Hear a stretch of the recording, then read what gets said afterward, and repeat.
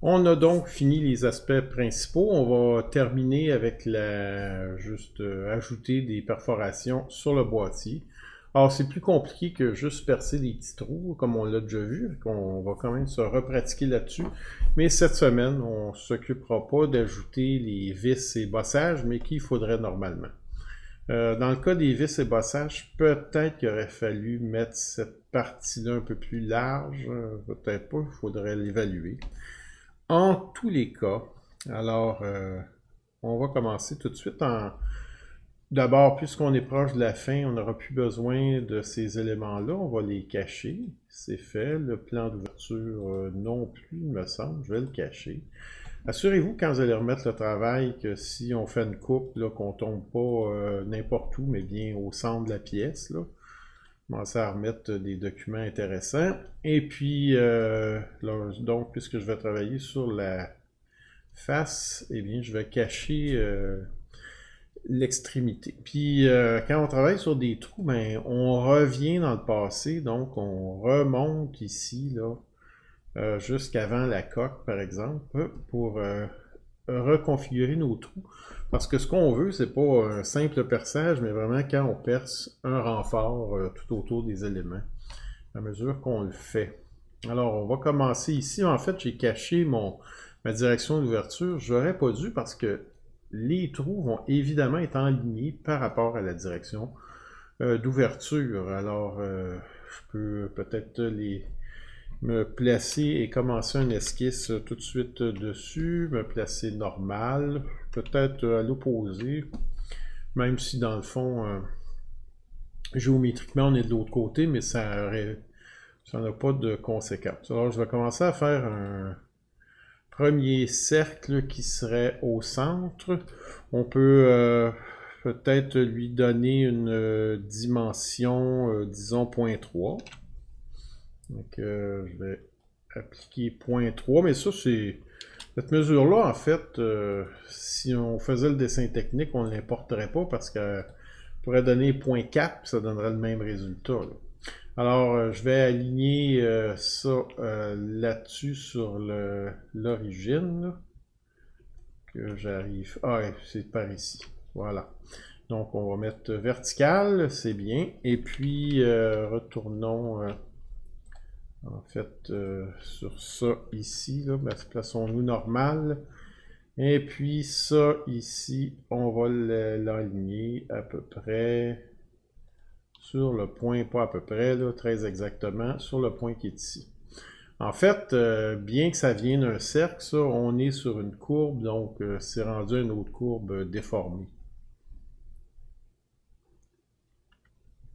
Donc, je vais continuer à placer une autre série de trous, puis cette fois-là, ben, on va tout mettre des dimensions égales. On les mettra égales par après. Alors, je vais l'aligner horizontalement. La distance centre, disons 0.75.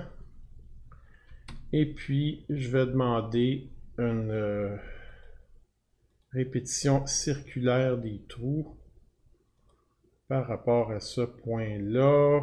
Et puis, l'entité à répéter, celui-ci. Je vais replacer mon trou. Je ne sais pas pourquoi on a toujours la difficulté. Je l'ai sélectionné, mais pourtant... Puis disons qu'on en met 12. Voilà les 12. Et puis quand je l'accepte, on constate qu'ils sont encore... comment dire... mobiles. Alors je vais les contraindre de cette façon-là en mettant une horizontalité puis une verticalité.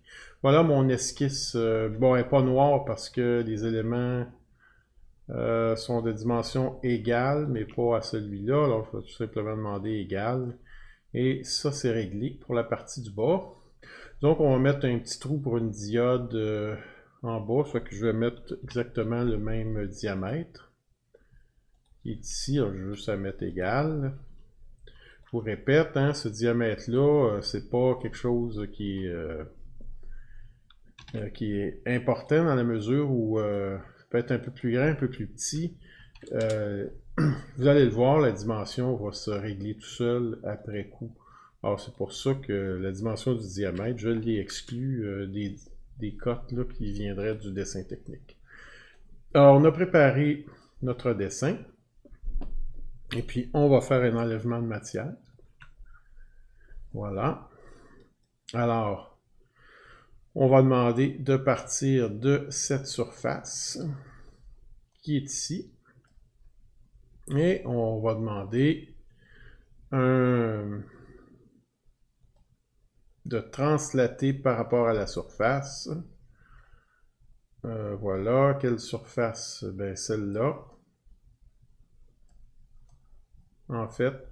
Et puis, on va demander 0.05. Et c'est fait. J'en ai fait un peu trop. Je pense que je n'avais pas vraiment besoin de faire le décalage puisque je translatais par rapport à la surface. Mais en tous les cas, le résultat est bon pour moi. Maintenant que c'est fait, on va remettre l'esquisse visible. Alors, je vais la montrer. C'est bon, de façon à m'aligner plus facilement. Et je vais faire maintenant une deuxième esquisse. Alors, c'est prêt. Et là-dessus, je vais situer une série de cercles qui vont tous être égaux. Et eux, je veux qu'ils mesurent 0.125 ou, si vous préférez, 1/8 de pouce.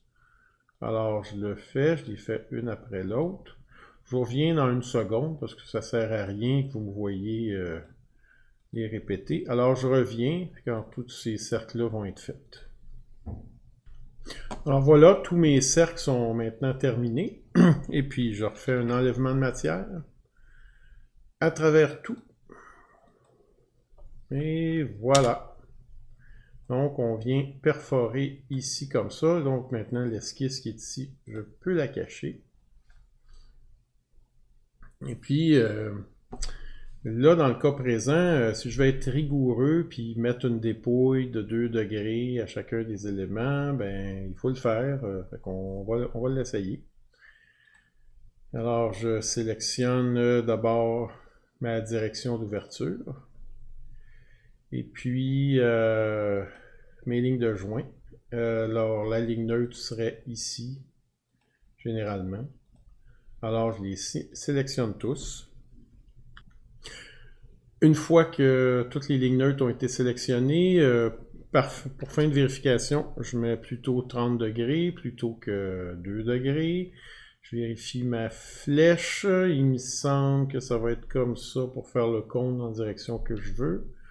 Et puis, ben allons-y. Je vais l'accepter. Je vais regarder le résultat. Puis...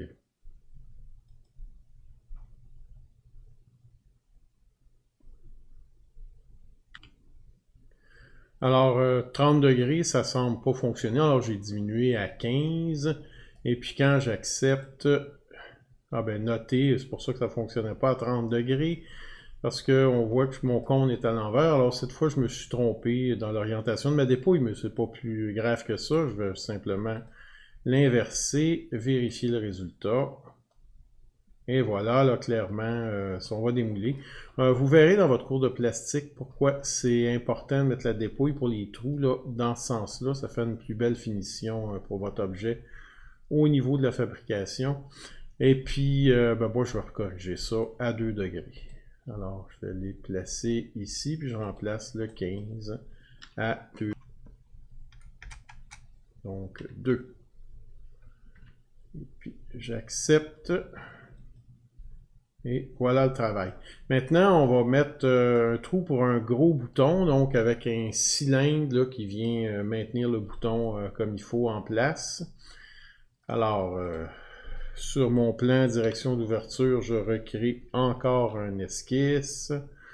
Cette fois, on va placer... Non, en fait, non, c'est pas bon ça. On va annuler ça. Ignorer les modifications. Regardez, parce que dans le fond, là, si je travaille là-dessus, sur ce plan-là que j'ai mis, puis ça c'était mon choix, hein, je l'ai mis au bout de ma flèche, puis j'ai décidé de faire une flèche de longueur quelconque, donc je ne contrôlerai pas la longueur, puis moi je veux partir à partir de cette profondeur-là, disons. Ça pourrait être plus loin, là, mais admettons que c'est cette profondeur-là. Alors, je vais me créer un nouveau plan dans ce cas-là, parallèle à la direction d'ouverture, mais qui passe exactement ici. Et puis, on va se placer normal de l'autre côté. Et on va venir dessiner à partir d'ici un cercle, disons 0.75. Ça, c'est une dimension arbitraire qui va être recorrigée quand on va refaire la coque. Donc, c'est pas important. C'est pour ça que je l'ai mis en violet, là, non importé. Je peux la demander...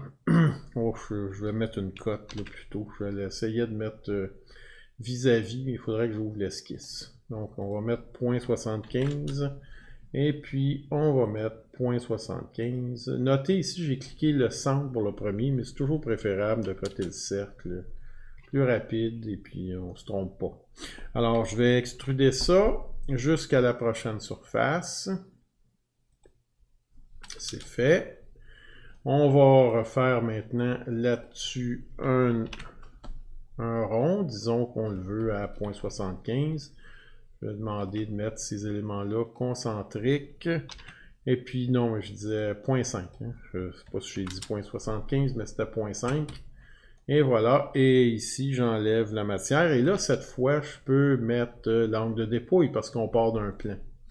Donc, encore une fois, je vais exagérer mon angle pour voir qu'est-ce que ça va donner. Et évidemment, c'est à travers tout. Là, je n'ose pas prendre... Voilà, on voit encore que je me suis trompé. C'est vraiment la dépouille dans l'autre sens. Quand vous faites des trous, là, pour obtenir une belle finition, on vous expliquera pourquoi, soit moi ou le prof de plastique, mais pas à l'intérieur de cette vidéo-là. Alors, je fais dépouille vers l'extérieur et là, on le voit bien. Bon, on a presque fini. Ce plan-là, j'en aurais plus besoin. Là, cette fois, celui non plus, je pense. Et on va venir... arrondir partout, là, je vais y aller méthode paresseuse ici. Et puis je vais aller un peu trop grand normalement, mais c'est parce que je veux que vous voyez l'effet quand on met un rayon là-dessus. On va le mettre à 0.125. Voilà, c'est un peu exagéré là. Vous n'êtes pas obligé de le mettre à 0.125, mais je veux vous montrer quelque chose avec ça. Alors, je retourne à coque. Et puis, on voit qu'il réfléchit. Il arrive un message d'erreur. Alors, je vais demander d'éditer la fonction. Et puis, je vais resélectionner, regardez, tous ces éléments-là. Ça et ça, partout. On avance. On n'oublie pas ceux-là.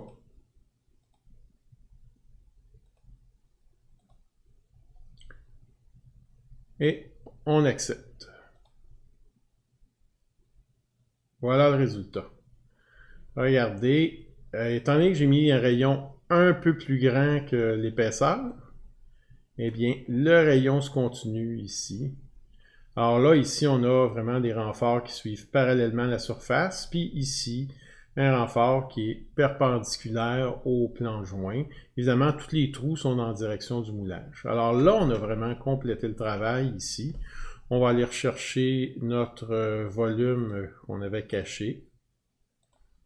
Donc, c'est ici. Avant de remettre le travail, vous vérifiez bien, vous placez normal.